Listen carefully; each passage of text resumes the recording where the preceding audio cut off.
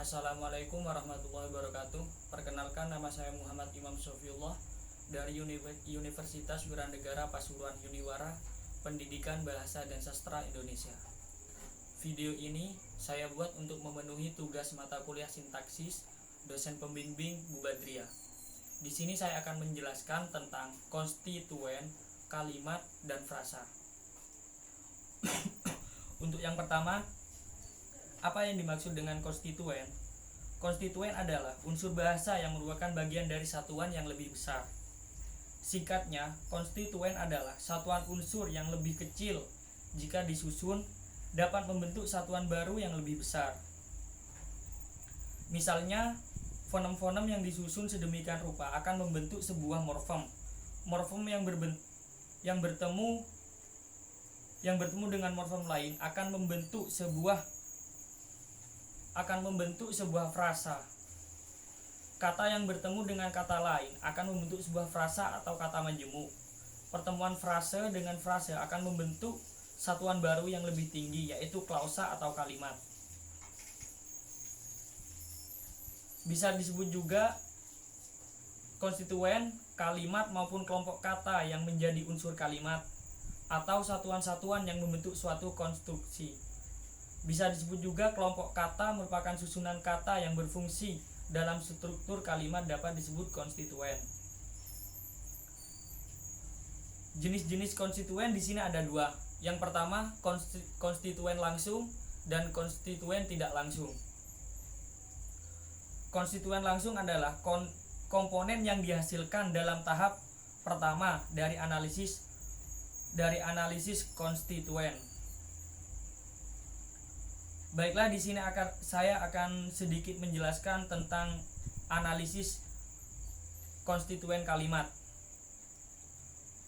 Contohnya, orang itu membuang sampah ke selokan. Di sini orang itu termasuk konstituen langsung, dan sedangkan membuang sampah itu termasuk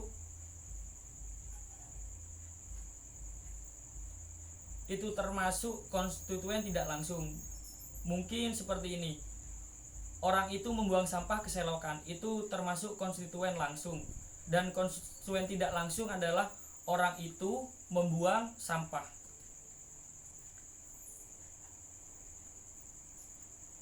Di dalam konstituen terdapat unsur wajib dan unsur tidak wajib. Unsur wajib terdiri dari konstituen kalimat yang tidak dapat dihilangkan.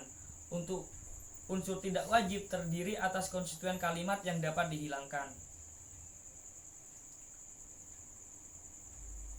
Dan selanjutnya saya akan memberi pengertian tentang kalimat.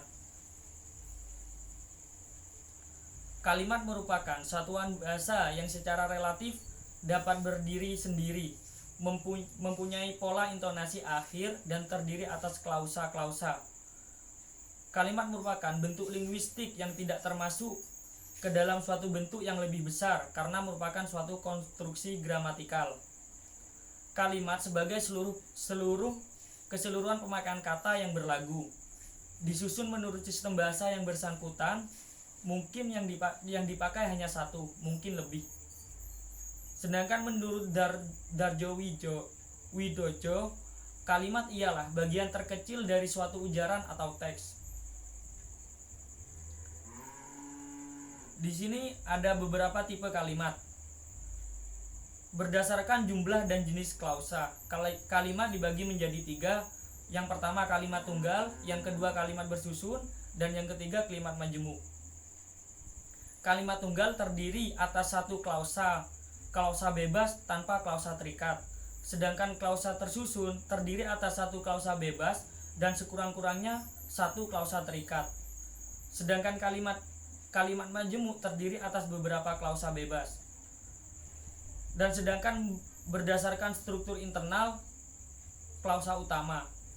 Yang pertama ada kalimat sempurna dan kalimat tidak sempurna. Sedangkan menurutkan responsi yang diharapkan, kalimat dibagi menjadi tiga, yaitu kalimat pernyataan dan kalimat pertanyaan dan kalimat perintah.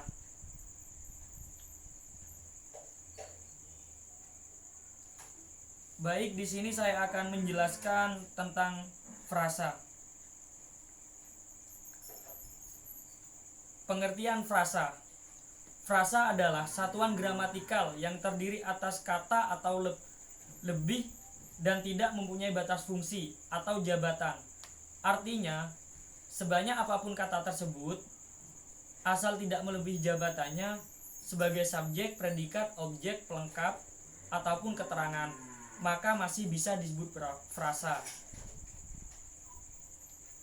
Jadi dapat disimpulkan bahwa frasa adalah kelompok kata yang menduduki suatu fungsi seperti subjek, predikat, pelengkap, objek, dan keterangan, dan kesatuan makna dalam kalimat. Di sini ada beberapa jenis frasa. Berdasarkan kesetaraan distribusi unsur-unsurnya, frasa dibedakan menjadi dua, yaitu frasa endosentris dan frasa eksosentris.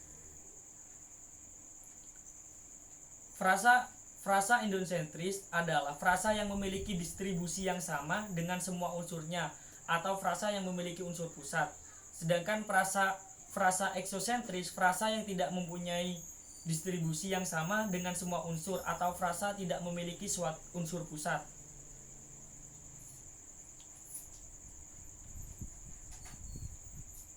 Contoh frasa endosentris: sejumlah mahasiswa di teras.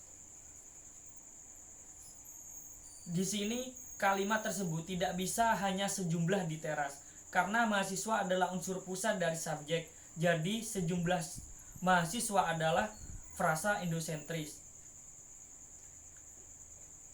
Di sini dibedakan lagi, frasa endosentris dibagi menjadi tiga, yaitu frasa endosentris koordinatif, frasa endosentris aposiatif, dan frasa endosentris atributif.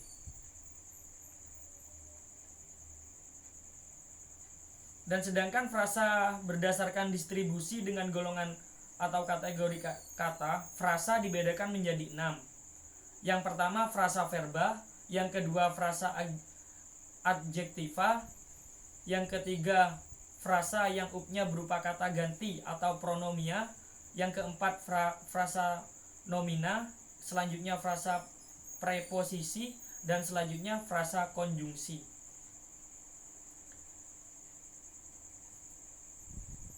Di sini saya akan memberikan sebuah contoh analisis sebuah kalimat konstituen yang berupa frasa. Contohnya, anak itu membaca buku di perpustakaan. Di sini anak itu sebagai subjek, membaca buku sebagai predikat, di perpustakaan sebagai keterangan.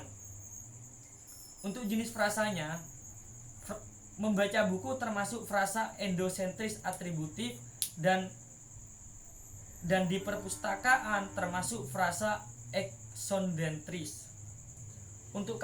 Untuk konstituen langsung dan tidak langsungnya, mungkin yang dimaksud dengan konstituen langsung adalah anak itu membaca buku di perpustakaan. Sedangkan konstituen tidak langsung, anak itu membaca buku di perpustakaan. Mungkin cukup sekian video ini untuk memenuhi tugas sintaksis. Bila ada salah kata saya mohon maaf. Wassalamualaikum warahmatullahi wabarakatuh.